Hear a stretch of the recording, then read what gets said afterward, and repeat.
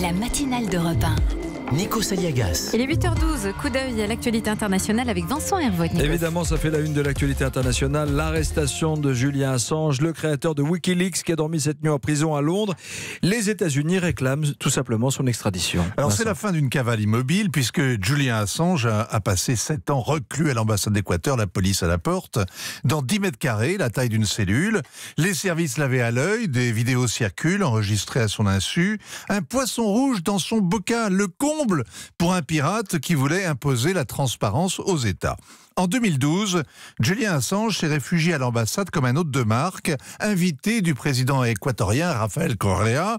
Et puis, Lenín Moreno a été élu président et Rafael Correa s'est enfui en exil. Julian Assange est resté soudain piégé.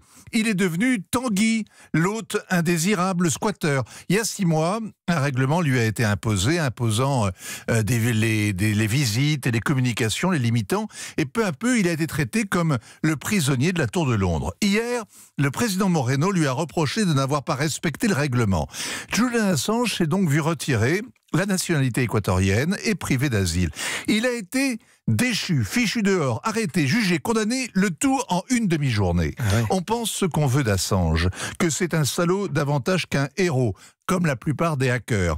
Gluant, cynique, irresponsable, qu'il a violé aussi une fille en Suède, mis des vies en danger en Irak, qu'il s'est laissé manipuler par les Russes pour discréditer Hillary Clinton et que la place d'un maître chanteur est vraiment au violon.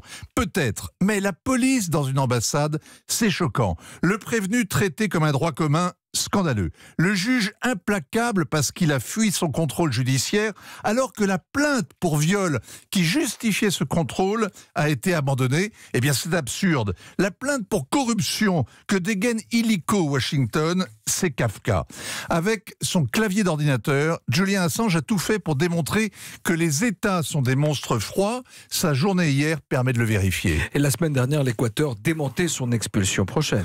Alors le président Lenín Moreno a expliqué qu'Assange était un caillou dans la chaussure. C'est une expression étrange de la part d'un homme qui vit en fauteuil roulant. Mais il se trompe. C'est maintenant qu'Assange va être un clou dans ses pneus.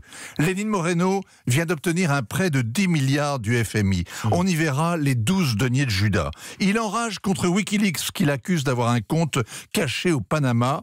Eh bien, il a intérêt à rouler droit. Les scandales Petrobras et Odebrecht ont envoyé en prison des centaines de politiciens latino-américains, dont Lula du Brésil. La NSA et ses 100 000 agents voient tout.